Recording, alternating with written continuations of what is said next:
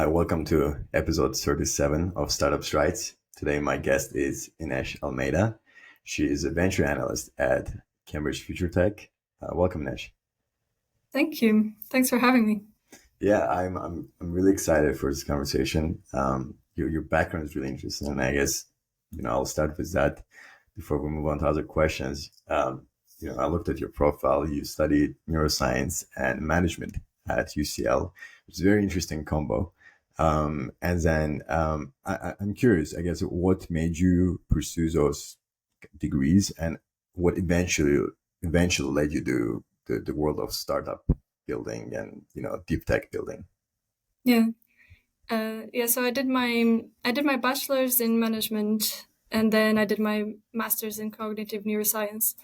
And as long as I can remember, I've been interested in psychology, neuroscience for a very long time. I also have a fairly entrepreneurial family, I think, and both of those things have shaped the way that I think. And when I picked the management science course, it was a course that was really it incorporated two sides that were very interesting. You had the fundamentals of economics, of statistics, of maths, and then you had these more nuanced courses that were around strategy and behavioral science. So it was a really good way to start off. And then after, I was interested in going deeper into that neuroscience interest and bringing in that more concrete knowledge of how the brain works. So I ended up studying neuroscience. It was also at the time where neurotech was really taking off. So you had people like Neuralink, Elon Musk coming into the headlines, and everyone outside of the research pods of neuroscience was getting to know about these amazing technologies. And I was really inspired by one specific neuroscientist called David Eagleman. He's a US neuroscientist. I've read his And books. Yeah. yeah, great books. Yeah. Like Incognito, I was reading that at the time. And he also started a company called Neosensory, which was allowing people with hearing impairments to be able to feel the words. So they were able to, through tactile sensations, feel these electric signals that would allow them to understand words that were being spoken around them. So it was something it really captivated me at that point. And then I went on to study neuroscience and going into the depths of how that was done and why it was done. So after that, I worked in a neurotech company, a really great Austrian team called GTech, and I was working with a medical device. And it was at that time, after working with them for a while, that I met CFT, Cambridge Future Tech, and I was just fascinated by the business model. It's a really great opportunity to be able to work with both scientific minds and work with medtech and beyond, work with very different kinds of technical teams, and have the opportunity to implement that entrepreneurial spirit and knowledge. So it was a good way to mix both of them, this deep tech venture building, and having a great time at the moment. Yeah. Cambridge Future Tech is really interesting because we've heard of accelerators like YC. We've heard of Yeah. obviously venture capital firms, but Cambridge Future Tech is a venture builder. So I guess for listeners unfamiliar, how would you describe the difference? It's a great question. As you said, there's Y Combinator, there's Entrepreneur First, and these institutions usually connect people, connect co-founders so that you're able to build something. You have the space and some resources to build your company. And with the Deep Tech Venture Builder, there's two key differences. You have tech first, so you're really looking at IP, at research that is done within academic labs or within corporate labs, and then you're spinning out that technology and bringing it into the market. That's the first key difference. And the second one is how hands-on the operations actually are, because CFT ends up being this whole team working as a co-founder for the technical teams. We're complementing that commercial side that often doesn't exist in the technical teams that want to spin this technology out. So those are two key differences. And then when you look at VCs, the VCs are the financial heart of this whole ecosystem, the startup ecosystem. And CFT doesn't have a fund yet. Let's talk about it later in the year. But it does have mechanisms and networks that help these startup founders, these in early stage startups, to get funded. So it's a whole process from even before incorporation all the way to the first funding or the first big financial milestone. That's really cool. So it's essentially getting the company from ground up and making it ready for VC firms to invest in later on, Yeah, essentially. yeah. Um, so I guess you mentioned the model a bit, but I want to go deeper into it, right? Like, how does it Mm, look in action? Can you walk us through from the time you like notice an academic research yeah, in a paper or like a breakthrough to launching a startup around it? yeah. It starts with a massive pipeline. You have a massive pipeline of opportunities that we look at. You either from speaking to people at events, reaching out to interesting researchers who really have something that we think is very valuable. A lot of times they also reach out to us, and that gets broken down into a few key opportunities that we really look into in more depth. And then we'll go through what is called an IC, where we're looking at the specifics of that company and looking at both the technology readiness, the market itself, how it looks like today, where it's going to go in the near future, and the long term. Looking at the IP, if there's any kind of IP grounding this technology. Looking at the team itself. Obviously, you want to work with proactive people, with people who are really dedicated to what they're building, and the CFT fit, because we are working in the deep tech venture builder, so it needs to a certain degree be related to deep tech and be within this space.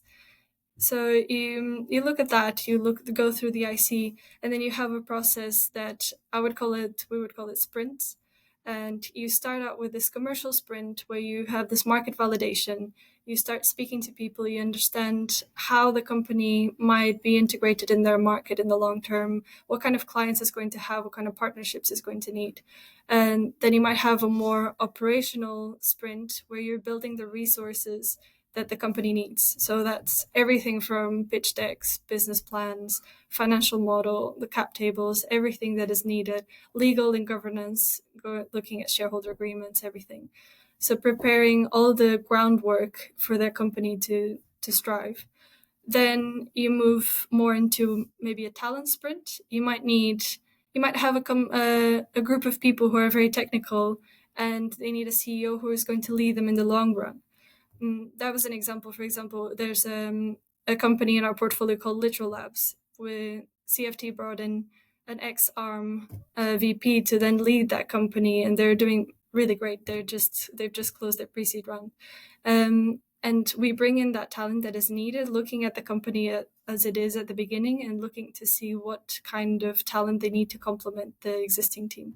And then the last part of the sprint is going to be related to fundraising. So preparing the whole team for going into their first fundraising round and preparing again all the documents needed, helping them with preparing pitch, with looking at the network within CFT and connecting them with the right people. So it's that whole end-to-end process from beginning to end. Are they all happening in stages, or is they happening all at the same time? We are building about 8 companies a year, and we're going to be building a few of them at the same time. We might have 2, 3, maximum 4 that are being built at the same time, but the aim and the goal is to be building 8 companies a year. And when you said those sprints, right? Commercial, operational, talent, etc. When you're building a one company, is it they're all happening at the same time, or is it happening in stages? You kind of tackle one part and then move on to next. Some of them overlap. I feel like the commercial one, for example, might continue. It will continue after the first stages of just Mhm. understanding what the market looks like and speaking to experts. You will continue speaking with key partners that might be really important in the future. Um, some of them are a little bit more localized. Talent, you'll have something, a beginning and an end. You have a more set path to how you do it. Operate the legal and governance, a lot of it is set up at the beginning, but then you need to do some other parts before going into fundraising. So it is not as straightforward as just the 4 blocks, but we try to organize it in a way that really makes sense. Gotcha. You're a venture analyst, but also venture lead on a few projects, which we'll talk about soon. Yeah. What does a typical week look like for you? And I know in an environment like this, you don't usually have a typical week. It changes all the time. But if you could kind of give an approximation. The very unsatisfying answer depends. um, yeah, let me think. So one thing that I always do, and I'd like to do even better, but I'd like to start the week with understanding what was done the week before and trying to understand what are the key milestones that are going to really move the needle forward for the companies that I'm working with, the ventures that I'm working with for the next week. So starting off the week with that reflection and planning for the week ahead. And then there's three branches of the work of a venture analyst at CFT. One of them is the portfolio management, so working with the ventures directly. And when it comes to portfolio management, for the whole week is going to be weekly meetings, always to try to stay up to date with what everyone is doing. Then desk research or tasks that might need to do for that specific venture, meetings, external meetings with, again, partners, commercial leads. And then the second branch is related to any kind of consulting projects that might be going on. So if there's any consulting project on, that'll be part of my week. And the third one that is always there is the deal flow. So the conversations with researchers, research groups, with people who are interested in building a new venture. So it's going to be a mix of all of these three. When you're sourcing this interesting science, and you look at so many different fields, do you feel like, I guess it's a question partly I'm curious myself, do you think having a PhD is necessary, or do you think you don't necessarily require having that level of advanced specialization From the side of the venture builder. from side of like sourcing ideas to build a startup around?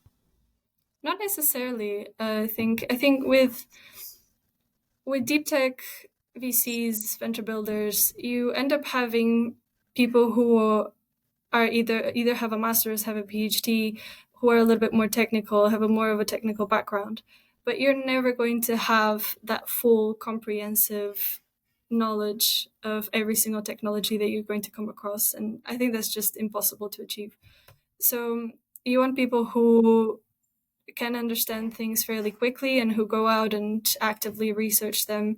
In the whole team, everyone is researching different fields at the same time and sharing that information. So it's about keeping as informed as possible, going deep into the technologies that you do want to build in, but not necessarily having a PhD. When you're going to a PhD, you're going into such a narrow road as well. So if you end up then talking to people that are building in 100 different types of environments that were different from that path that you took, you're going to be in the same place as anyone else.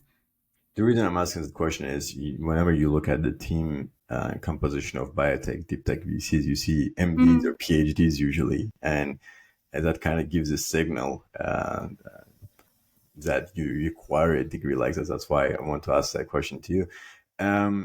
You work also on two startups very actively, OmniBuds and GravTech, which are quite different from each other, right? One is a medtech wearable startup. Yeah. The other one is drone-based geophysics startup, if I'm not mistaken. Yeah. I guess what excited you about each one of these, and how did you get involved, and what are you doing with them? Yeah, they're great teams. I was very excited about the technology and the teams. Both of them are doing really interesting technology, and both of the teams are incredibly smart and kind people to work with. OmniBuds is working, as you said, MedTech is an earbud, a medical earbud that records vital signs. So you'll be able to record blood pressure, heart rate, temperature, respiration rate. So you have all these metrics that are being recorded and measured. And they're going to be using this to really transform the way that remote patient monitoring is going to be done. One of the really interesting things about OmniBuds is that they were developed within a corporate lab at Nokia Bell Labs here in Cambridge. So they were developed the hardware and software was developed over the last 8 years. And there was so much effort, time, money put into actually developing this hardware and software. And you have a full prototype that you can use. I use it. And you can listen to music, you can do your calls, you can do all of these things at the same time as measuring the vital signs. So yeah, the fact that it was developed over this period of time, the people who were developing it over the last years are now working in the venture process. They've gone on to work in the spin-off. And yeah, it's just a really great team to work with. And on the GravTech side, as you said, is completely different. They are building these gravity sensors on drones, and you can fly them around and understand what is underground. So whether you have oil and gas, or you have gold, or just voids, tunnels, and you can imagine that you can use this type of technology in all sorts of sectors. So the interest here is really seeing how this is going to shape so many different types of sectors, talking to partners who are so interested, because this solves a massive gap in their industry. And again, the team is just lovely to work with. So both of them are really interesting. And what we've been doing so far, OmniBuds is currently fundraising, so they're actively going through their fundraise. And now it's been more on the support for that fundraising, any kind of investor intros, pitching. It's at this very interesting point of just getting them almost offboarded and taking off. And GravTech is just a little bit on the verge of starting their fundraising round. So it's also incredibly interesting, really redefining the business model, the financial model, making sure that everything is airtight and that all the resources are there, the pitch is ready, and we're going forward to the fundraising. Before I move into my other question, one thing I didn't ask, I want to ask you: is most of the pipeline coming from Cambridge University, or is there other universities you guys look at too? Yeah, that's a great question. No, it's not just Cambridge at all. We're working with universities across the UK, and sometimes, like in case of OmniBuds, working with corporate partners. So if there's interesting research that is spinning out of these R&D labs within corporates, is also something that we've done in the past and we're actively doing. That's really cool. And you mentioned one thing that sometimes you guys bring seasoned leaders and CEOs to lead the startup. And there are different debates around it, whether especially in the early stages, you should have like a founder led kind of company, or you should bring a CEO and stuff. But I know sometimes bringing kind of researchers and scientists into the founder and CEO role is not easy. I guess in your experience, what are the biggest challenges when you're when helping researchers or scientists transition to the founder CEO role? As I said, there's the two streams. You can either have a group of scientists where you clearly see that there's incredible technical talent, but you're going to have to bring that commercial talent into it, and it becomes a given when you're working in deep tech, in this format of the deep tech venture builder, when you're spinning out of some of a research lab. And that branch has its own difficulties and its own complications, and finding someone who has enough knowledge of the sector, and then also the complementary understanding of how commercial works, how to go out and really be the face of the company and really speak out for the company, and speak to partners, speak to investors and everyone. And when it comes, if you're going through the route of you have a technical team, there's someone within that team that actually has a lot of potential to become the CEO of the company. That is also possible.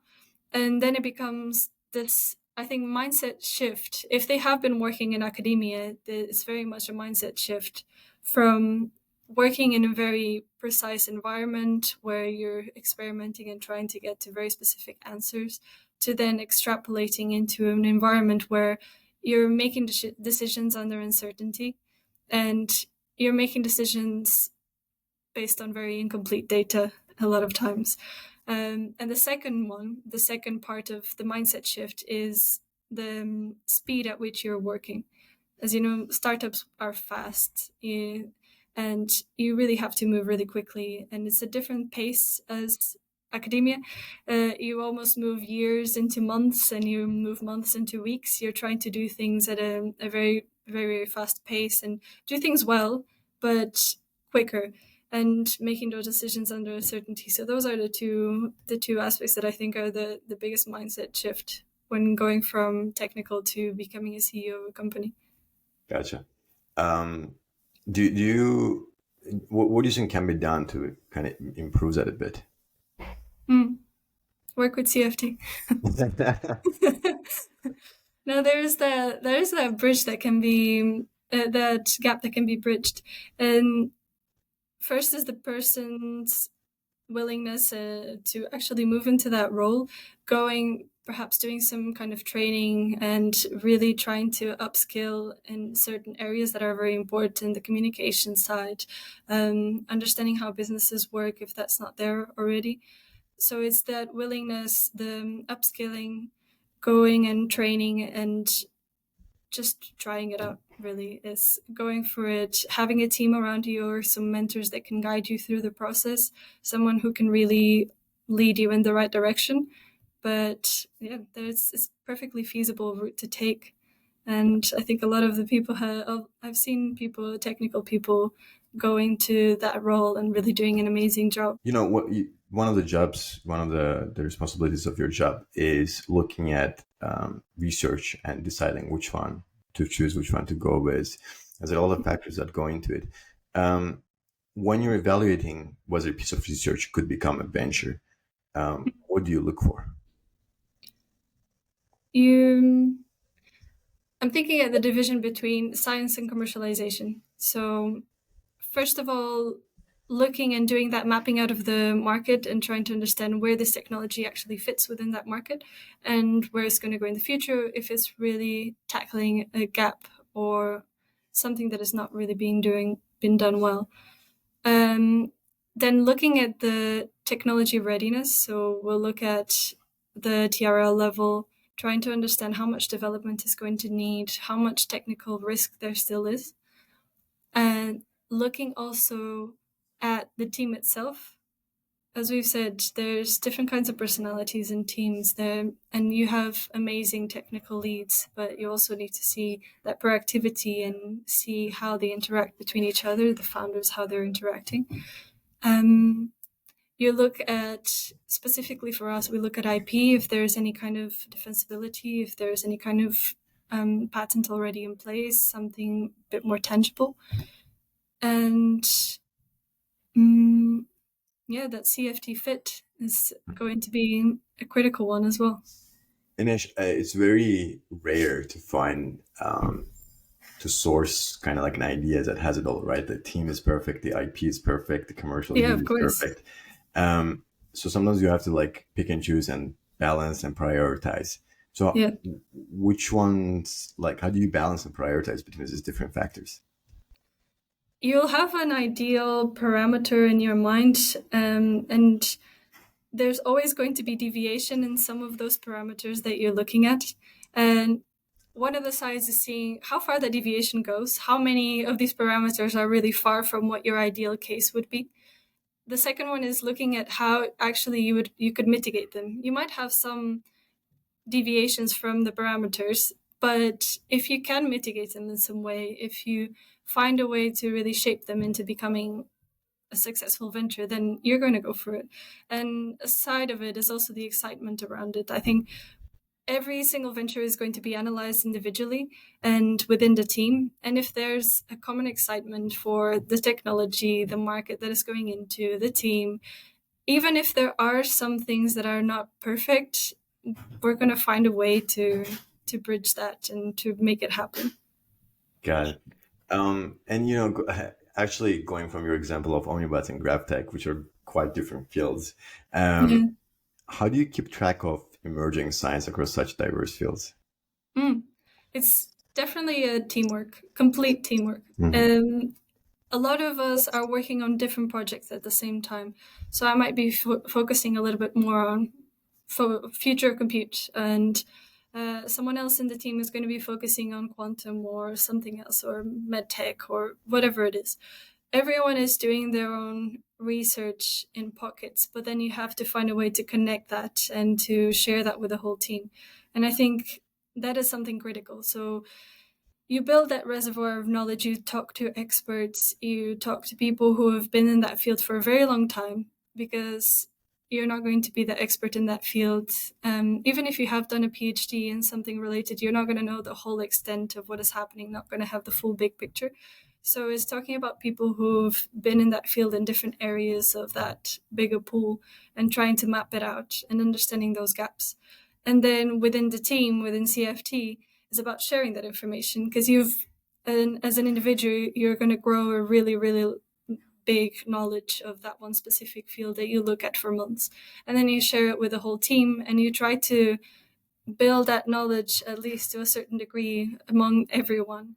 So you have some kind of specialization in people who are going to understand it more, but then you have a common knowledge and a common ground between the whole team, and you're able to share that and integrate it. And if something else comes up in that area, you know exactly where to go and what's happening. Gotcha. I guess what areas do you focus on? Do you like to specialize in sometimes? I've been looking at future of compute, and recently I'm looking at photonics. So Mm. that's been the two ones that I've been looking at recently. And Photonics being the most recent one. so you do obviously your own research on your own, and then you talk to experts to gather more Yeah. information, and then you look for this research uh, papers and stuff to find out which one could become a venture. Is what I'm understanding right? Or Yeah, I understand it. So that desk research, doing a lot of reading on the subject, setting meetings with people who are very knowledgeable about the subject, and then either looking at research papers, patents, looking at going to events and just meeting people in person. Sometimes they'll start reaching out. I've been doing a little bit of writing on these topics as well, so that ends up leading to people actually reaching out as well. mm, So yeah, everything put together. for And the then after that is the sharing with the whole team so that everyone is aware of what's happening. Gotcha. There's a bit of like a compounding effect Yeah. happening. Um, you mentioned already quantum, and obviously Mm. you've interest in neurotech too, and now you're looking at future of compute. Um, Obviously, there's been a lot of hype, but also a lot of valid kind of developments in this field. I guess you already mentioned, but I'm gonna push you to go a bit deeper. From your perspective, like what areas of deep tech are still underexplored or maybe still ripe for innovation? Mm.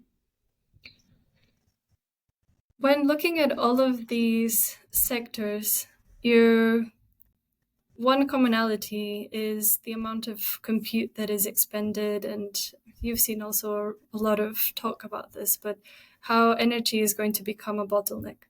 And what I've seen a lot is this division between what I would call some remediation solutions, and you see liquid cooling, for example, or you see scheduling algorithms for data centers, and then you have other types of technologies that are really redefining the fundamentals. And that includes photonics and includes something like reversible computing or any kind of innovation with transistors, something like this.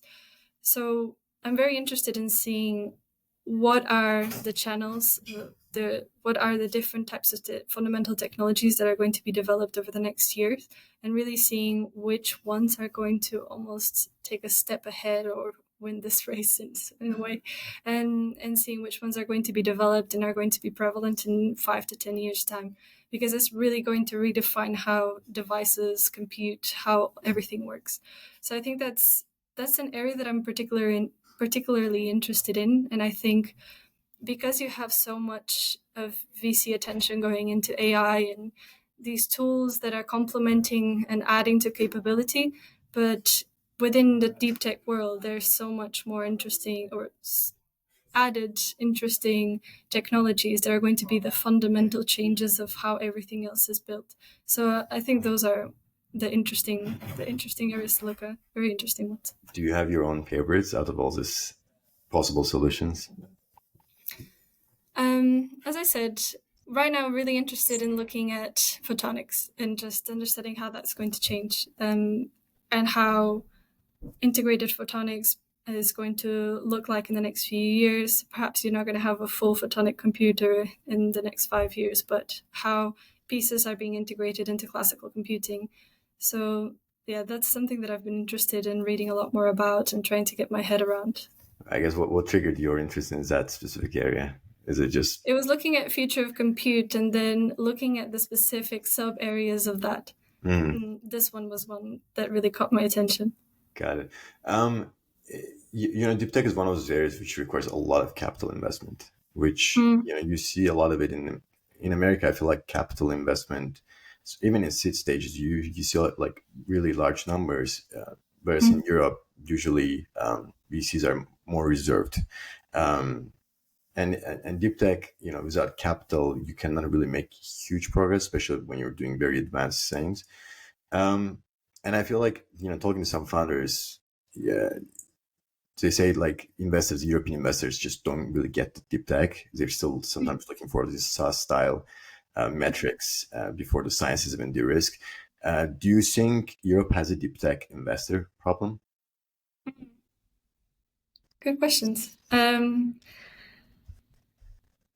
metrics that you use for SaaS are completely different, not just from ARR. You can't expect an exponential growth from year one in deep tech ventures. The return on investment that you have over time is going to be completely different. I do think that there's a subset of VCs in Europe, the deep tech VCs, something like IQ or SFC or HCVC, who understand what deep tech entails, and their GPs are going to know the metrics for growth that are relevant for deep tech, and very importantly also their LPs, their investors, are going to understand that the return on investment is going to have different timelines, and that's something critical. So I think there might be two gaps here in the deep tech sector, in the deep tech VC sector in Europe. One of them might be the way that the technology is communicated between founders and the investors. There might be some work to do there. The way that you extrapolate that knowledge that you've built over 5, 10, 15, 20 years in your specific domain area, and how you extrapolate that into what are the changes that you'll be able to make in this market, how you're going to apply it, how you're going to commercialize it, and really make it so clear to the investors and to people who are not going to have that type of deep understanding. And then the second one is there is space for more VCs to be ready and happy and expect these different kinds of timelines and R&D cycles, and really having this understanding of how deep tech is different. But that has to come from the investor side and the LPs being ready for that longer return on investment, understanding that those growth metrics are going to be completely different and what they look like. So yeah, I think those two areas. Got it. You, I go to Imperial. There's a lot of people. When you look at different startup competitions or startup showcases, you see a lot of people are trying to build in deep tech, health tech, etc., etc. So I guess for students watching, whether they're in undergrad, masters, or doing PhD, or fascinated by science and want to build in that space, how they should begin and whether they should reach out to you or just yeah, share your thoughts. Sure, always reach out, always speak to people. For the youngest students, I would say that start with what interests you the most, and you're going to have some kind of narrower path. You're going to be narrowing down and specializing into something. But I always urge people to keep the big picture view.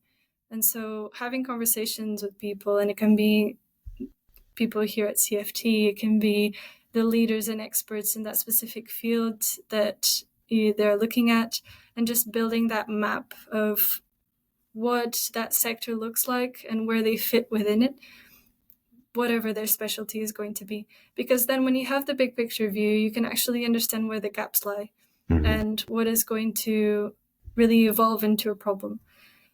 And then for someone who's already ready for building and ready to start something, I would say there's the importance of actually commercial validation.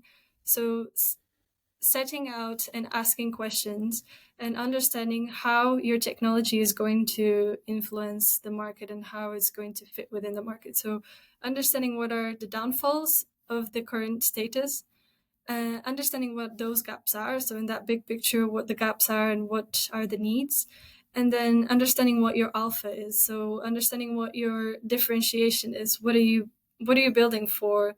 How is it going to actually solve some problem? Because once you do that commercial validation, you actually have an understanding of, is anyone going to actually want to pay for what I'm building? Is anyone interested in what I'm building? Is it actually a problem that people need solving? So I think answering that question from as early as possible is always beneficial, even if you end up spending a little bit more time on it and a few months, just delineating what that looks like, it's going to have a long-term benefit. You don't want to be building something for years and then understanding later on that nobody actually wants it. Got it. Fair enough. What are the most common misconceptions you hear around deep tech and deep tech startups? Mm. Mm. That a good product will bring customers necessarily. I really think that you might build a fantastic product, but that doesn't necessarily mean that it's going to be a successful company and that it's going to bring users right away. I think if you build something amazing but you just sit on it, you can't just assume that it's going to be that people are going to come to you. So it's from startups are difficult. They're a very small team that needs to be incredibly active, proactive, going out, showing what they've built, showing it well, marketing themselves in a good way. And that is a necessary step. I think you might have the best product in the world, but if you don't do those steps properly, it's just going to be lost and it's not going to be found by people so easily. It might happen, but I really think that there's an important work to do there with great team, great leadership, and really building up and opening up what you've built to the world and showing people how it's going to make a difference for themselves and how it's going to influence what they're doing. Yeah, one thing I'm curious about, like I've talked to some founders who usually start in their own labs. They were lab mates, lab partners, and then they start a company. And one of them takes more a commercial role, the other one is more technical role, and sometimes it works perfectly. But for people who are just starting out, and they have this interesting, exciting piece of research they want to develop into a company, they're PhDs, they're more technical people, and they're looking for a co-founder. Do you think they should? From the get-go try to find somebody more commercial, or do you think they should look for somebody who they've known for a while, maybe from their lab? Like, how they should work around that? That's interesting because you always see these metrics about why startups fail. Obviously, you know that 90% of startups will fail within the first 5 years. You see that a big percentage of that is co-founders falling out or some other metrics, whatever it is. I can't give an answer that is going to be applicable for everyone out there, but I've seen a lot of startups where knowing your co-founders and knowing what to expect from them is a massive plus, because you're going to be spending so much time with this person and you're going to be building something. So it's incredibly important that your values are similar, that you know what the other person stands for and that you're expecting it, so that there's not fallouts later on after a year or two of working together. There are teams that are solely technical and that manage to build amazing things, but they have also gone through that process of commercializing what they've done and talking about it, and maybe they upskilled. Maybe they were the technical team who wanted to become the CEO and wanted to do the whole process together, and they've just learned how to do it. They learned how to market themselves and how to show the world what they've built. But then also there's teams who just go out and find someone who has enormous experience in their field. They have already massive networks. They know what they're doing when it comes to the commercial side, and that can also work brilliantly well. So yeah, it is important to know your co-founders, know their values. You don't need to be friends forever, but knowing what they stand for. And then you can go through those two routes. Either you upskill and you really understand how to build something that is commercially viable, or you do bring in someone who already has that knowledge and who already has that network. So it can work in different shapes and forms for a lot of people. I can't give an answer that applies to everyone, but yeah, I think that's it. Fair enough. Well, it's been very interesting, Ines, and we're coming towards the end of our episode, so I'm going to ask more personal questions. And one thing I'm curious about is, um, is there a book or a thinker or a scientific breakthrough, something that really changed how you see the world right now? I have two in mind, actually. One of them is not scientific at all. It's a fiction book that I just love. and it has changed my life in a lot of ways. It has changed the way that I think, but just because it's a brilliant book. I'll share that with you. It's called Omegas from John Fowles, and fiction book, amazing writing. John Fowles is just a brilliant writer, and he really understands how people think and human behavior, and he really puts that down in his books. So this one is a particularly fascinating one to go through because it feels, while you're reading it, it feels like life itself. You have not a massive clue of what's going on all the time. You don't know exactly where you're going to end up. There's a lot of uncertainty, but you follow that and you learn along the way.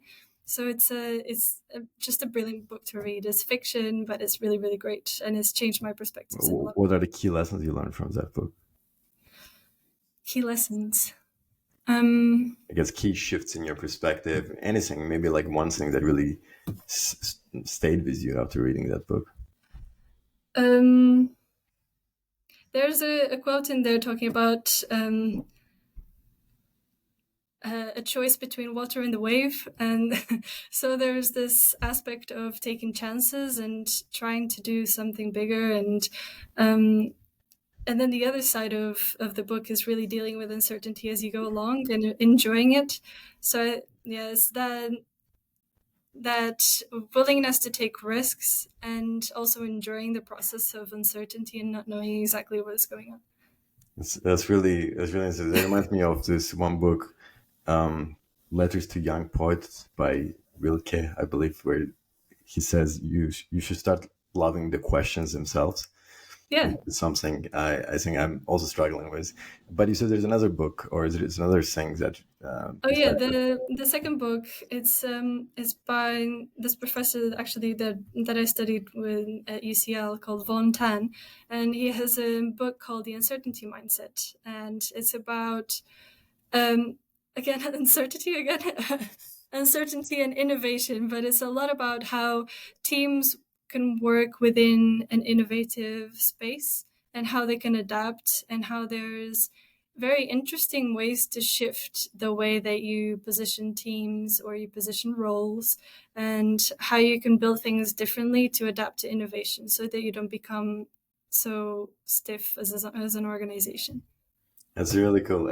You're a scientist, but you really like uncertainty. It's like a very common theme in your readings. And I guess as a final question, and again, thank you so much for this wonderful episode. Looking ahead, what's your personal mission over the next few years? What kind of impact are you hoping to have in this field? Building ventures that are going to have an impact in their own specific market. I would really like to, in 5 to 10 years, see these ventures that I've helped build and how they're reshaping the markets that they're in, the sectors that they're in. And I really do like this friction point between what's emerging and what's established.